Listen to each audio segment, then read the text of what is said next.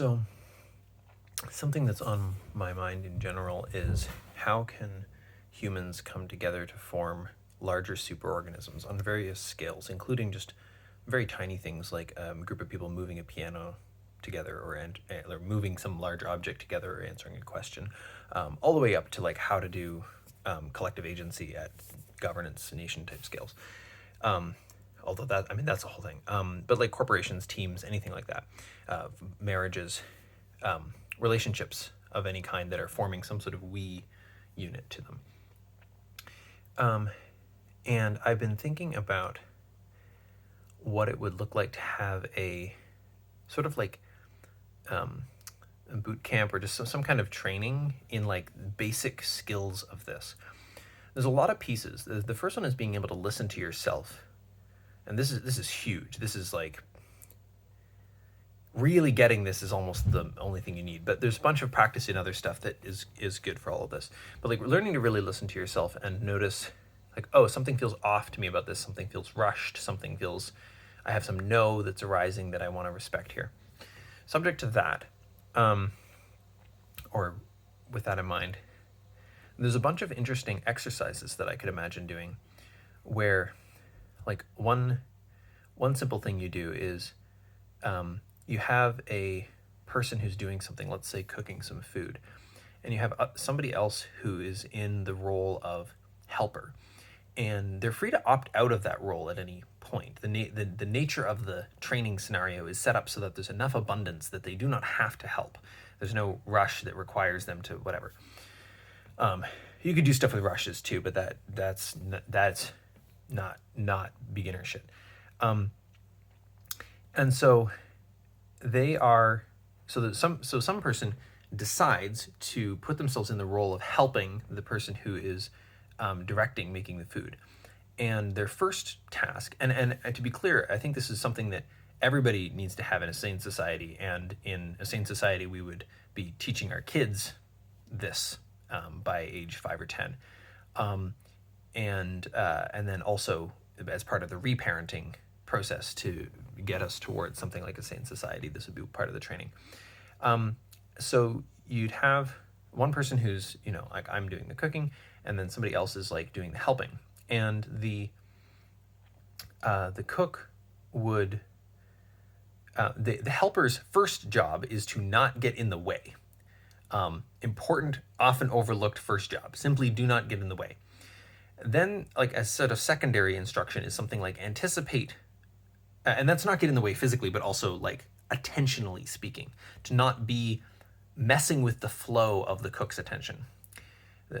And the second piece is something like anticipate things that the cook will need and try to solve them, subject to not getting in the way.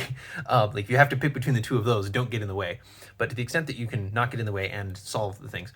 Then thirdly is, and this is sort of the more sort of obvious thing, but it is actually third, or something, is to be available to receive instructions from the cook, who would say, can you chop these things or whatever.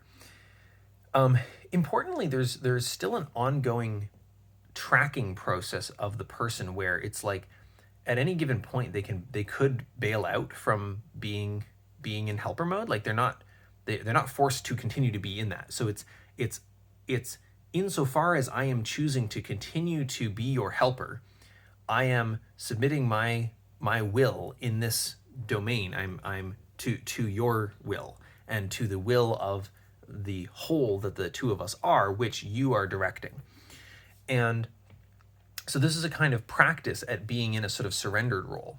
And part of what's cool about being in a surrendered role is that to some degree, if there's nothing to do, you don't have to do anything. You are not responsible for ensuring that everything gets done. You're simply responsible for not getting in the way and any amount of helping either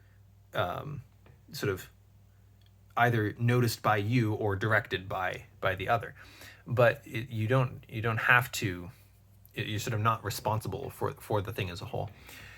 And this is actually a cool thing to experience, and is, I think, good training wheels for an experience that you can then have, or something, which is where there's no person in control. Everybody is surrendered to the kind of we that has emerged from everybody's collective attention paying. There's definitely steps between, or there's other things between the thing I just described with the helping somebody cook and like doing the whole like surrendered we thing, where there's nobody running the thing. But I do feel like practice ground, like the cooking exercise, would be a cool way to kind of train, to train that basic capacity to surrender, and also the capacity to direct, which is an important capacity to have as well, to direct, to delegate, to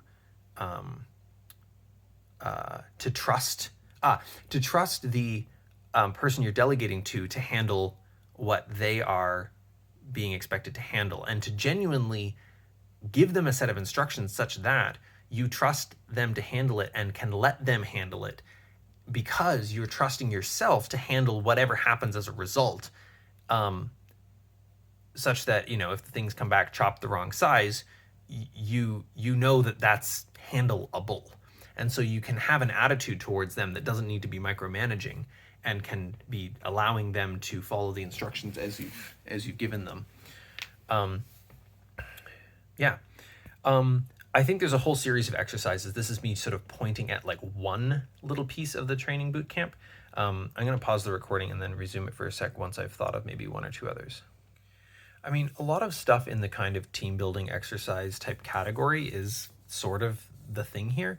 I do think that there could be a totally different attitude brought to a lot of that stuff that really emphasizes like listening to yourself and like sovereignty, and like really slowing down and like entering into the thing to the extent that it feels juicy and good, and not more than that. There's also, exercises you could get into with just like basic, like, I don't know, collective decision making type stuff, where you're sort of feeling into like, okay, we have a decision of like which of these paths to go down, or what we want to make for food right now, that we're sort of feeling into together, and sort of nobody's in charge. And you could do basic scenarios that allow you to practice the like, we are making a decision here and like nobody's in charge. And we're trying to find a win-win, but we also all have a BATNA and like a sort of a fallback option where we're going to take care of ourselves. Anyway, I'm going to leave this video here. Tons more to say about this stuff. Whole research programs, whole development training programs, and so on to be fleshed out here.